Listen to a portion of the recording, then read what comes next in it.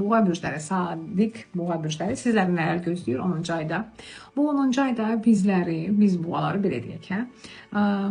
Bu 10-cu ayda boğalar üçün də çox düşərli olacaq. Ümumiyyətlə 10-cu ay bütün bürclər üçün uğurlu olacaq. Nə işlərimiz varsa 10-cu ayda edirik və 11-ci ayın əvvəlinə, çünki ayın 1-dən başlayacaq negativlik saxlamırıq. Çünki 11-ci ayda böyük uğursuzluq bir ay başlayır, böyük karma, qarışıq bir ay başlayır. Ümumiyyətcə, nə işləriniz varsa, əkinlə, biçinlə və yaxud da ki, ev alqı-satqısı olsun, sağlıqla əlaqədar hər bir işinizi siz görəcəksiniz 10-cu ayda. 10-cu aya keçid alaq, boğalar üçün ümumiyyətcə 10-cu ay qazanc düşünəcəksiniz.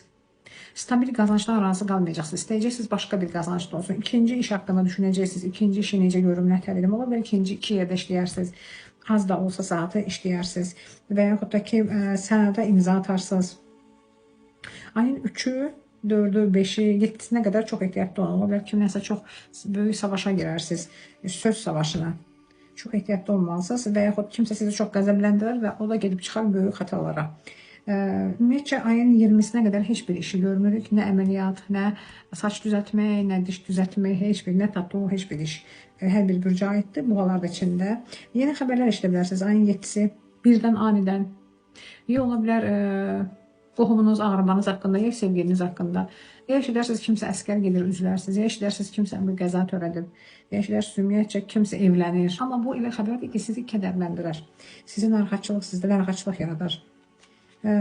Kimisi ayın 7-si, 8-i, 9-u yola çıxa bilər, hansısa boğalar yola çıxar. Amma yola çıxmamışdan öncə yaxşı daşını düşünmək lazımdır. Hansısa biznes iş qurmaq istəyirsinizsə, ayın 10-dan sonraya qərar verin. Çünki 10-una qədər hansısa işə, biznesə ayaq qoysanız, başlasanız, təməlini qoysanız boş olacaq. Bankrotsa və yaxud heç bir ay çəkməz.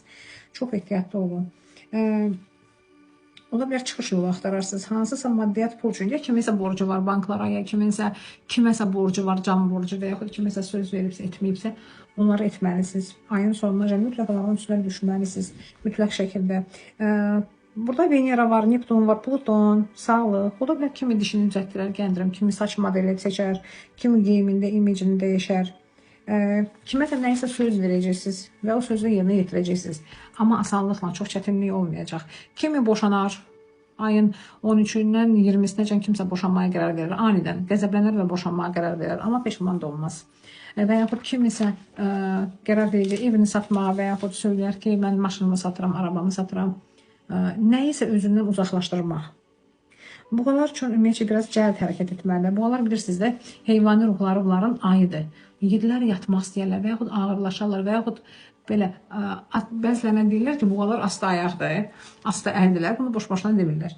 Yəni, biraz hərəkətdə olmalısınız, tez və cəld hərəkət etməlisiniz. Boğalar üçün ümumiyyətcə yeni söz-söhbətlər çıxar, yeni mövzular.